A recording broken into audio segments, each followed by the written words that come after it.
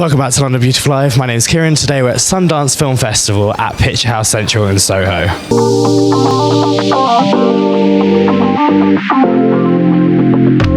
Tell me about the film and tell me everything about this film. It looks hilarious. I haven't seen it yet, but I've seen the trailer. It looks hilarious. It's really interesting. And I saw one of the quotes was like, you have to watch it to like understand it, like to believe it, basically. It's this movie called Sasquatch Sunset, and it follows a family of 4 Bigfoot or Sasquatches throughout the course of a year, and you kind of see how they live and interact and survive, in nature, and it's all from their perspective.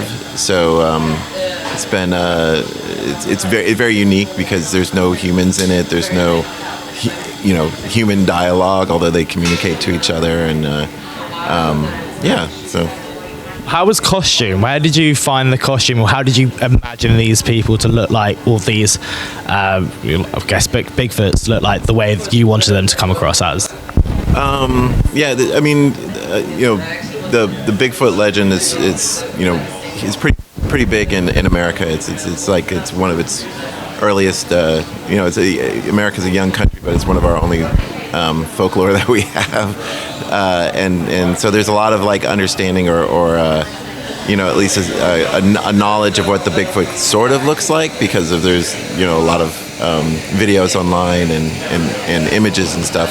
But so we had a little bit of a baseline to draw on what we would want to create these creatures as, and then a lot of it was taken from inspiration of like primates and other elements of the animal kingdom, to kind of how they move and how they interact, and kind of trying to create a realistic version of them, a realistic, a depiction of them that's felt real, even though this is a somewhat mythical animal.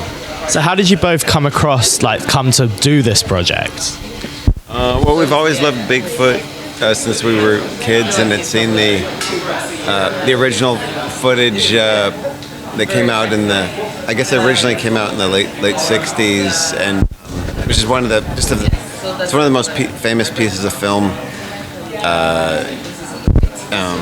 Just this Bigfoot walking across, the clearing, and so we've just been obsessed with the mystery of it since then. And then in terms of the story, I don't know, we just like all the quote unquote footage of Bigfoot is just of it walking usually, and so we're just joking about what else is it doing, what's going on in the interior lives of these creatures, and so just started developing the story from there, and really wanted to embrace the full spectrum of animal behavior, just in the same way you would see with your dog or your cat, just the full spectrum of what we would consider good or bad behavior, just to show it all unapologetically and matter of fact, just chronicle their lives from an objective standpoint. So let's talk about your film. Tell me everything about this film. Okay, so it's called Handling the Undead, and it's based on a book by the same writer that wrote Let the Right One In, and it's about these 3 families that are grieving in Oslo, and one day the dead, or the newly dead, wake up, and we follow these families that get their loved ones back to life, and how they're hoping for them to become what they were, and then I guess they're trying to find out what they are now, or if they can become the person that they used to be. Were you scared of because when I see the dead people on screen, like the boy, the older woman, the mother, I got terrified looking at it. So how was that being on set of yourself? It's not terrifying on set. Is it quite funny? Yes, I don't know. It's just a lot of anxiety on set, because you're like, oh, will people care for this undead people, or will they be scary, or like, do they look real, or do they just look stupid? It's always like you have all these questions, and it's more about that, I think, than getting the actual feeling that the film gives. Yeah. So what drew you to this project? in general, I'm very attracted to the work of this author, Jon Lindqvist. And I originally wanted to adapt another book that he written, but the rights weren't available. And then I got to know that the rights for this one were.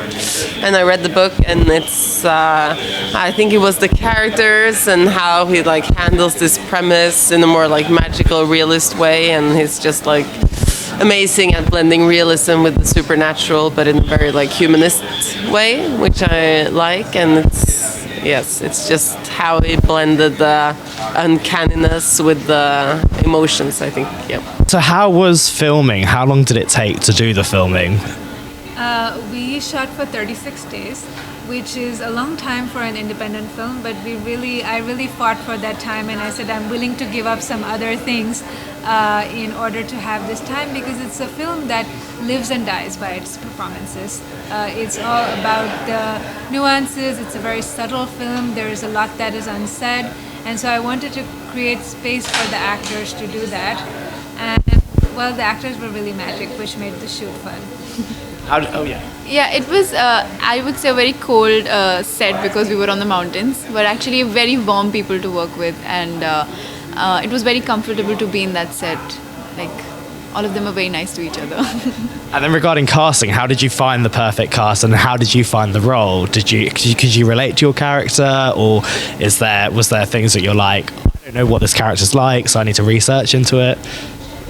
Casting was a long process. We knew we had to find someone really special to carry this, and we were working with this veteran casting director in India. His name is Dilip Shankar. He cast Monsoon Wedding and all these amazing films.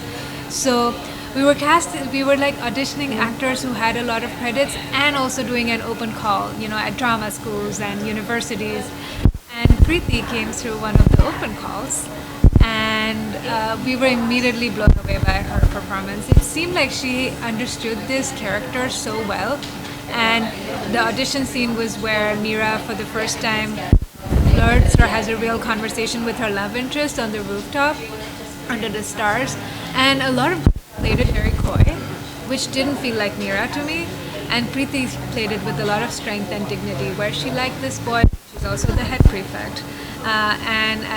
We both immediately fell in love with her. But it was after months of casting, so we were like, please, maybe find Mira on our timeline.